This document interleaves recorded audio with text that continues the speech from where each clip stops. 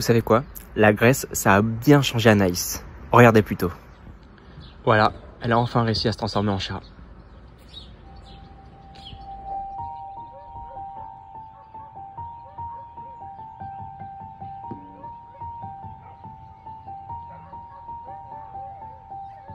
Hello Lana Vlog, on vous avait quitté la dernière fois avec un gros orage, une grosse pluie.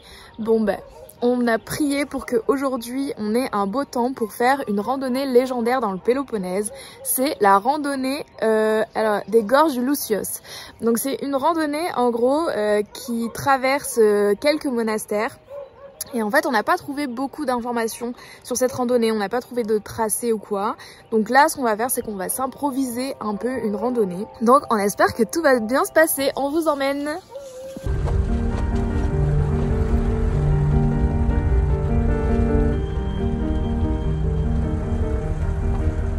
Excusez-moi, il manque un morceau de route.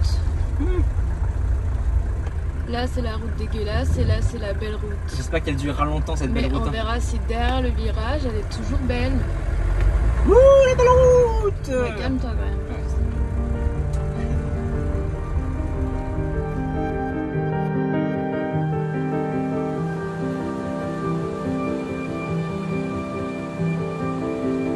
On a préféré laisser le camping-car derrière, juste ici, parce qu'on ne sentait pas de traverser ce pont-là avec. Donc on va passer avec le van de Iliva. Et voilà.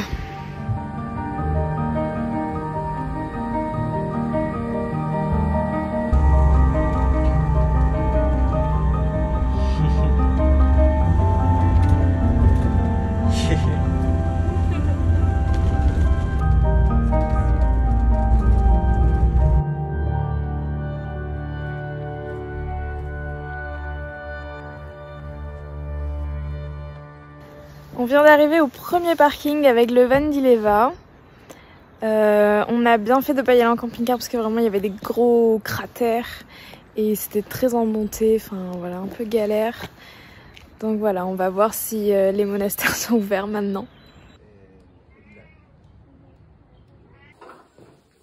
Ici on a un papier avec des informations en français.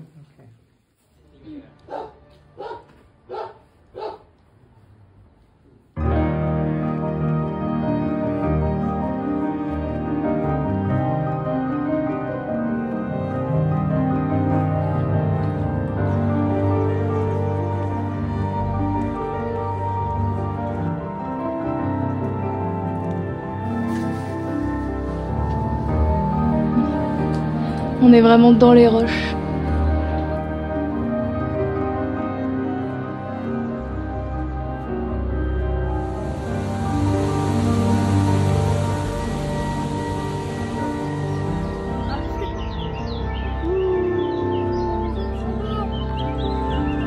Elle a dit c'est trop beau.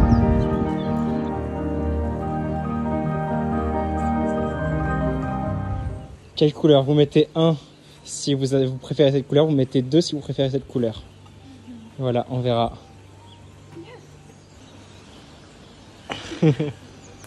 On vient de finir la visite de ce monastère Jean-Baptiste, je crois, un truc comme ça. Enfin bref, ça a été très sympa. Les moines ont été très accueillants. Ils nous ont laissé voilà, visiter librement le lieu. On a un peu discuté avec le moine. Il se débrouille en anglais, il arrive à se faire comprendre, on le comprenait, on arrivait un peu à lui parler. Mais voilà, c'était étrange un peu comme ambiance, mais voilà. Donc là, les horaires d'ouverture, en fait, tous les monastères sont ouverts et ferment à partir de 13 h, puis réouvrent à 17 h. Donc je pense qu'il y a un moyen qui est de la prière ou quoi. Mais voilà pour les indications d'ouverture. Voilà, donc c'est lui qui nous a accueillis tout à l'heure. Et là, il va nous ouvrir les portes d'une petite église. Ça, c'est le style. Les Crocs.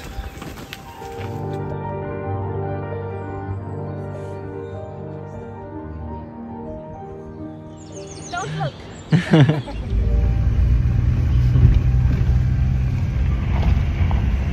Iliva is driving.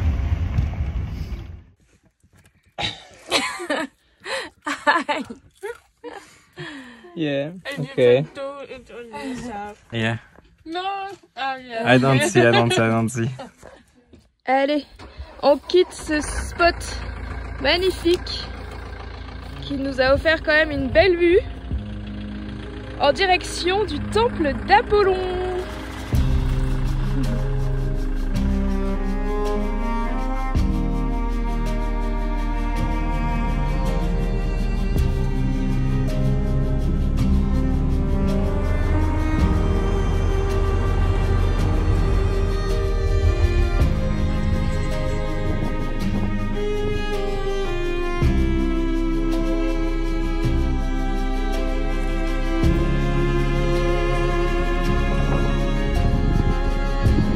On est bien arrivé au temple d'Apollon qui se trouve derrière moi, sous cette magnifique bâche. Le temple est vraiment très impressionnant et très bien conservé.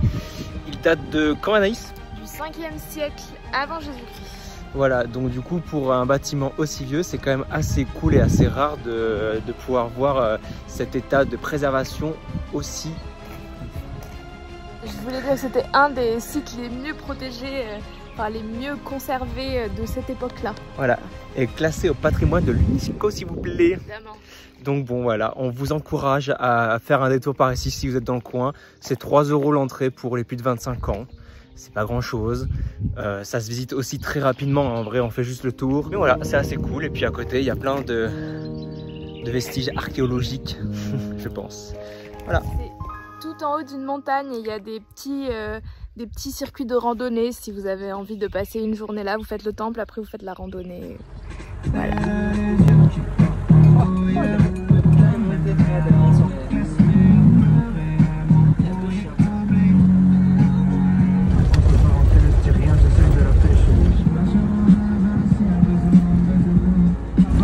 Rien d'autre qu'une donnée.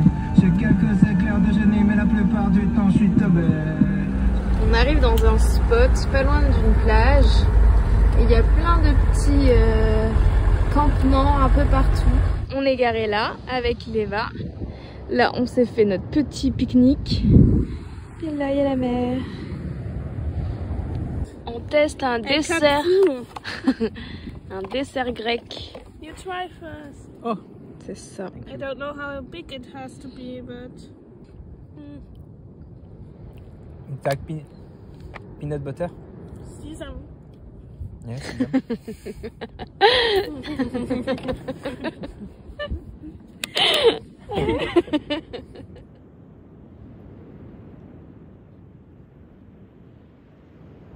Je viens de sortir de la mer là, franchement. Une tuerie. Elle est trop bonne l'eau, donc ça fait trop du bien. Et puis voilà, le spot est cool comme Anaïs l'a déjà dit. On va passer une bonne petite soirée, je pense, tranquillou. Et puis peut-être demain on reprendra la route. Mais voilà, peut-être qu'on va quand même se faire un petit coucher de soleil avant de partir.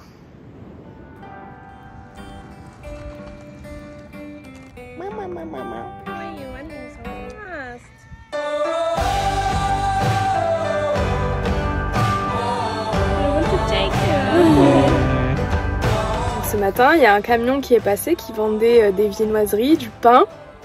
Et là, il y a un nouveau camion qui vient de passer avec de l'eau, des bières, tout ça. Donc c'est assez rigolo, genre c'est vraiment un petit quartier quoi de van lifer. Ce petit chat veut pas quitter le van d'Ileva. Mais on est sur le départ. Sorry little cat.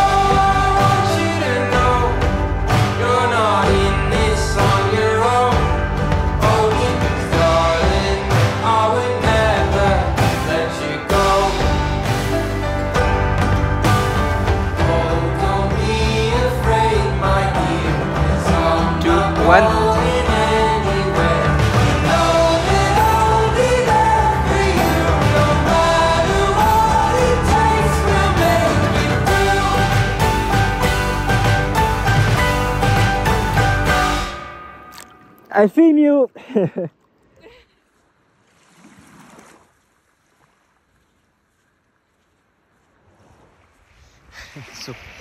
Voilà, donc ça fait vraiment trop du bien cette petite baignade là. C'est une très belle récompense après cette petite promenade de une demi-heure pour aller au château et un quart d'heure, une demi-heure pour redescendre et pour arriver sur cette magnifique plage. Donc le château il est juste là, voilà. C'était vraiment cool comme petite balade, un peu escarpé comme chemin. Chou, Oui. ça quoi? Ça descend raide. Hop. Et puis voilà, comme je vous l'ai dit, la récompense, voilà. Et pour les moins frileux, c'est quand même d'en profiter et aller se baigner. Et franchement, on est mi-mars et ça va vraiment très très bien. Donc voilà, c'est cool.